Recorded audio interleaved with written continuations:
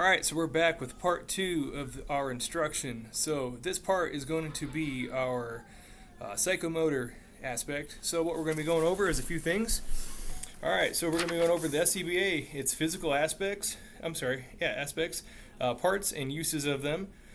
We'll be going over what the ready position is. We're going to show you what it is. We're going to show you how to set it up. We're going to don the SCBA from the ready position. We're going to have emergency procedures, and we're going to show you what they are and how to do them. We'll show you how to doff the pack, and then we're going to show you to return it back to the ready position. And then once that's done, we're going to go ahead and change the cylinder. So bear with me here for a second. We're going to get set up. We're going to first show you the SCBA and all the parts. So let's get this going here. All right. So just like yesterday when we went over our parts, instead of using the paper, we're actually going to be looking at them. So what we got here is the back of the pack. So right here is the cylinder. Here's the strap that holds it on. On this left side here, this is the high pressure to low pressure regulator. And this is attached to the frame of the pack. So coming on down here, we got our high pressure line. So this high pressure line comes from the 4500 PSI cylinder, and it comes up to the regulator. Down at the very bottom here, as we talked about before, this is your gauge, which shows how much air is in your cylinder. Here is your knob, your hand knob, which turns the bottle on and off. Here's your high pressure connector. Going over here, right here, this is the clasp to the strap. So there's a little safety right here, lets you open and close it. We'll manipulate this when we do our pack. So this is an older style pack, but right here this is a connection for emergency use, so I can tandem one pack to another. Alright, here's the front of the pack. So we have our backpack straps. Here's our low pressure side coming up. We have our regulator, which goes to our mask. We have our purge valve and our bypass right here. On the right side of our pack, we have our buddy breather system, and here is our remote gauge. And if you look real closely, you can see the different colors. So we were talking about yesterday the glowing pin. That's going to be where you're going to be looking at that. And then on the bottom here, we got our waist straps. So what I'm going to do, since we talked about those, I'm going to go ahead and get this set up in the ready position. I'm going to set this up, then I'll bring you closer so you can see exactly what we're doing. Alright, so what we're doing is we're making sure that all of our straps are completely extended. So that means that they're not shortened like this, but that they're all as loose as possible. So we do that for our waist straps, we do that for our shoulder straps. And then what we're going to do is make sure that they are as wide out as possible. And you'll see why in a second why we do this. So we have our regulator on this left side. We make sure that our purge is closed and that our bypass is closed. Alright. So coming here, the rest of the things that we have our face mask, our face piece. We make sure that all of the straps are completely loose on them as well. That's okay that it fell over. So as you can see, I have my PPE on. So I have my boots, pants, and turnout coat. Right here next to me are my gloves, and I've got my helmet. So when we are in the ready position, this is the ready position. So all of our straps are fully out, laid out. Our regulator is over here to our left. It's completely closed. The helmet is going to be between my legs. I'm in positive control of my gloves. All right, so we're going to go step by step when we do this when we don our pack from the ready position. So the very first thing that we're going to do, I'm going to show you, and then we'll do it together. We'll do it step by step. And remember, everything slow, smooth is fast. So we're in the ready position. We're going to say don your gear. So what you're going to do is you're going to lean forward. You're going to grab your pack by the frame, and you're going to lift it up. So that's step one. Step two, this high pressure connector, we're going to make sure that it's tightened all the way. That's step two. Step three is that we're going to open up our hand wheel. Make sure that your pack is open all the way. So we're open all the way, and I'm going to announce 3,900 psi. So you're announcing how much air you have in your cylinder. Alright, so the next step, we're going to grab the frame of our pack, just like this. We're keeping our elbows tight. And what we're going to do is we're going to lift it over our heads, and we're going to swing through.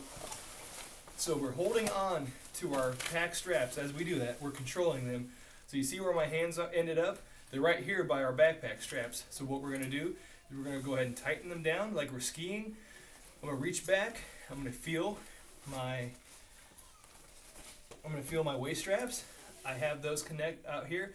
I'm going to bring them forward, and I'm going to connect them just like a seat belt. So that's connected. I never let go of these. So I'm going to go ahead and trace on back. I feel where they tighten, and I'm tightening them evenly.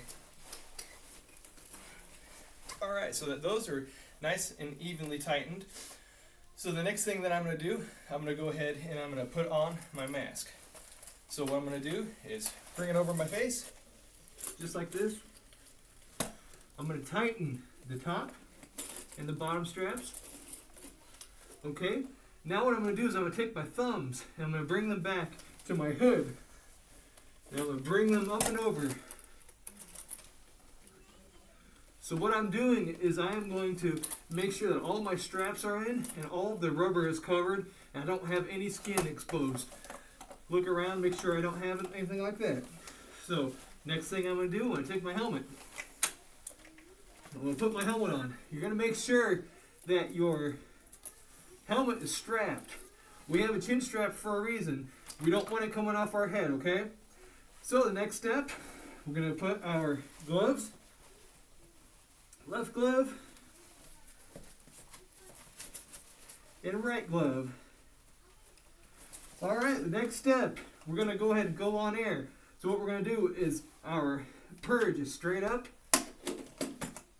Click it in, take a breath. We're going to check that our purge works. It works. Last step is that I'm going to check my remote gauge.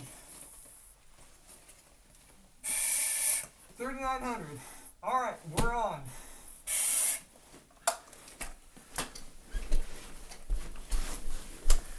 Okay, so I went off air just so that we can talk a little bit better. So that's the step-by-step procedure that we are going to do to take our gear from the ready position and put it on ourselves. So, since I have my gear on, the next thing we're going to do is we're going to go through the emergency procedures. So what we're going to do is I'm going to go back on air, and then we're going to go through our emergency procedures. So very simple. Hopefully you can hear me well enough. So I'm going to go on air real fast. Alright, so the first thing we're going to do is we're going to go from our mask down to our regulator. So we're going to check. We're checking our face piece. We're checking the seal. It's good. So we're not losing anything, any air around there. That's not our problem. So we're going to check this bypass. I'm sorry, the purge. The purge is working. Okay, so I clicked on the bypass. The bypass is working correctly, so I know that's good. Next thing I'm going to do is I'm going to trace my low pressure side. My connector is good. I don't hear any air leaking. I'm coming back to here. I'm going to loosen up a little bit so I can shift my pack just a hair. There's nothing on my high pressure side I can feel, so that's good. Alright, next thing I'm going to do, in order to check your high pressure side, you're going to have to turn off your bottle. So what you do is you hold on. I found my high pressure side. I'm going to go ahead and turn off my bottle.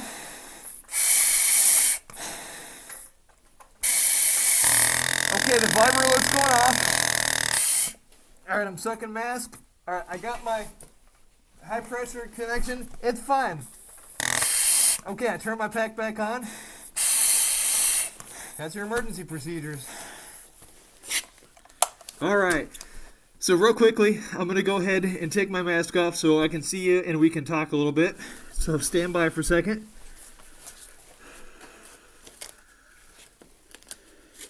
It's important to do all these manipulations with your gloves still on, because in real life that's what's going to be.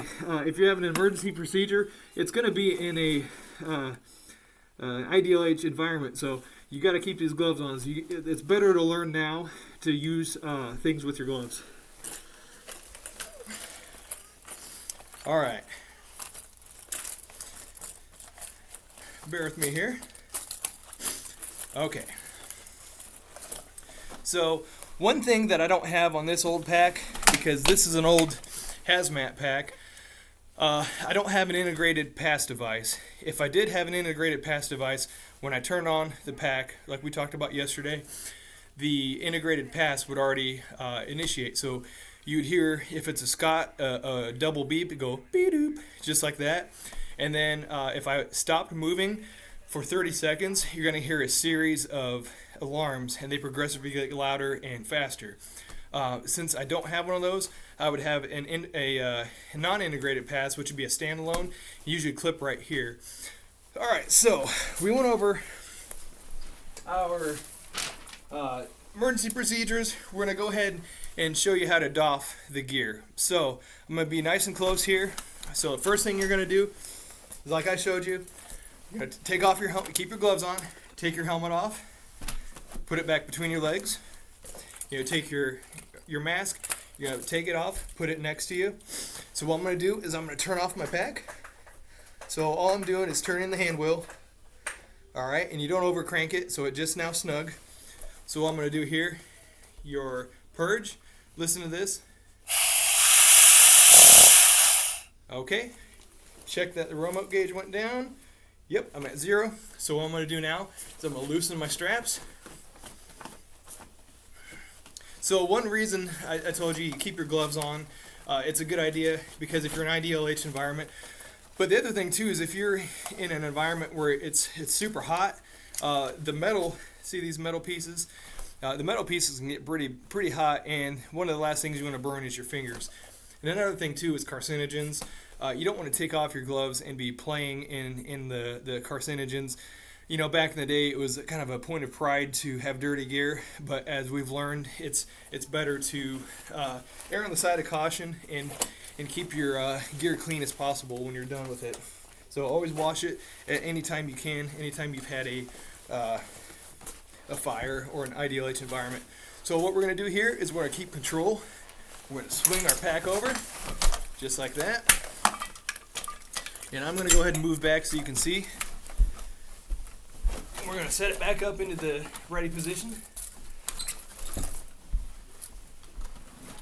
Alright, I think you guys can see. There we go. Alright, so we're going to do the same thing. So what we're doing is making sure our pack straps are all the way out. We've got our waist strap. Got our shoulder straps. Make sure that our purge and our bypass are off.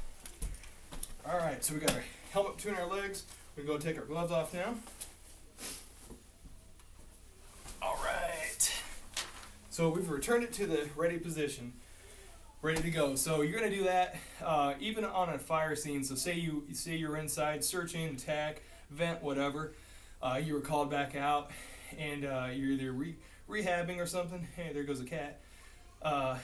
So you'll get it ready to go because, hey, what if conditions change inside and you need to go real fast, you need to get back in there. Hey, it's ready to go. All my gear is right where it's at. I'm ready to go. So I'm going to go ahead and open up because there's no reason for me to be sweating for our next part. So the very last thing we're going to talk about is how to change a cylinder. So how we do this with one person is we're going to have our pack just flipped over, just the opposite, like our ready position. Bear with me here. Alright, so what we're going to do, alright, we're going to make sure that our bottle is off. So the hand wheel is turned all the way off. We're good. Make sure that I bled out. It's because if you have pressure on this high side of 4,500 psi, your hands are not stronger than, say, 2,000 psi.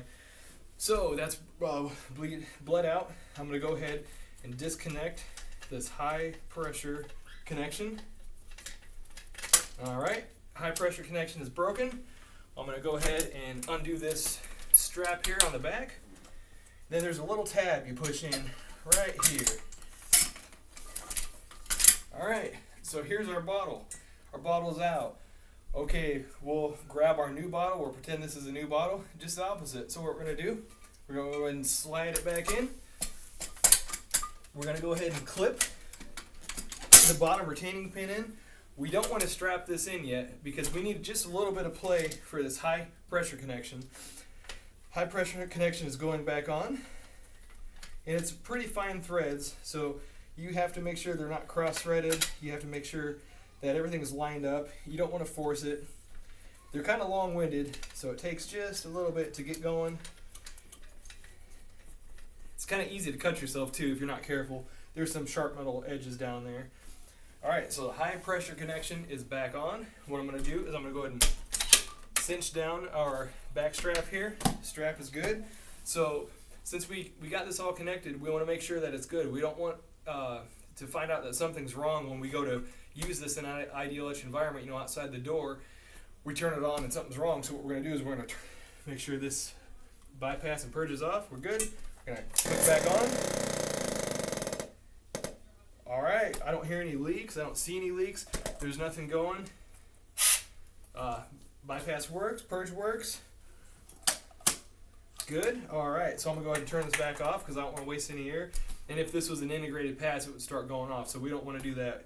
We don't want to hear a pass going off unless somebody's down and needs help. We just don't want to have that that boy who cried wolf sound. So we'll go ahead and bleed off. And a good thing to do, I didn't do it on either of these times, but you want to make sure your remote gauge is working up and down. So when you turn it on, it's a good idea to watch it come up. When you purge after you're off, it's good to watch it go down. Alright, so we've got these areas covered. So what we just did was we went over the physical aspects of the SCBA, parts and uses.